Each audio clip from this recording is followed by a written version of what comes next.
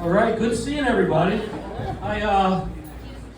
The other day I was watching the video of the first time I did open mic, stand-up open mic, and no guys, it was not a VHS video from 1989.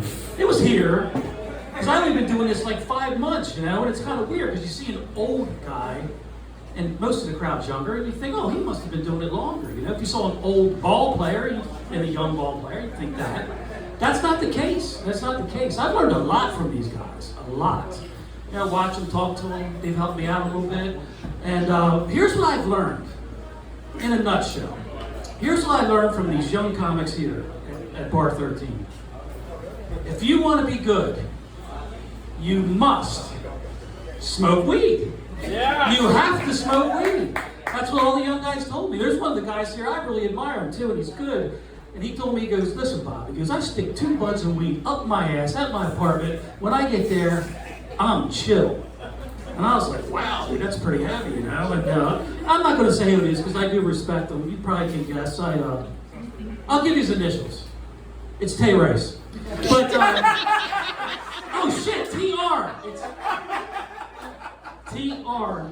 But I was talking to the guys one day and they were like, yeah, dude, you gotta smoke some weed. Oh my God, guys, you know, I'm an old dude. Like, I got old lungs and I can't, you know, I don't think I should do it. And they said, here, do this. Eat this little gummy.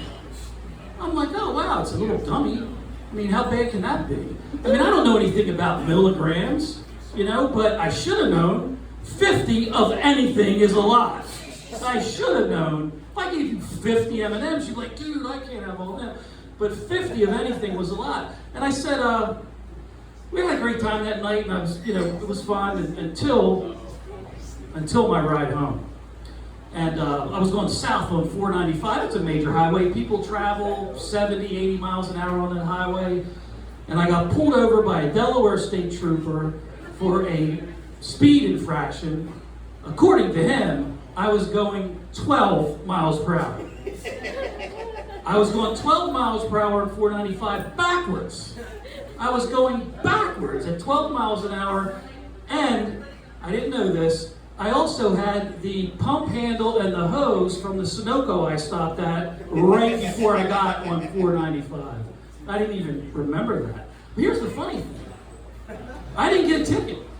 I didn't get a ticket. And it's not some old white guy privilege bullshit. It wasn't that. When he got up to the car, I just was freaking out. I told him I was going backwards because my car was on fire. I was like, is it still on fire? Just answer me, is it still on fire? He's like, sir, the car is not on fire. I was like, oh, okay. You know, and then he goes, but sir, you have a hose sticking out of your car. When you backed over it, he goes, get that out of there. So I got out of the car, gang, and I had to bend over and I'm pulling on the hose and I split my pants from like my inseam up to my belt. Inseams are tape, for those who don't know. And from my inseam up to my pants, and I'm pulling on the hose and I heard a zipper. I turned around and looked, and this cop goes, sir, you didn't think it would be that easy, did you?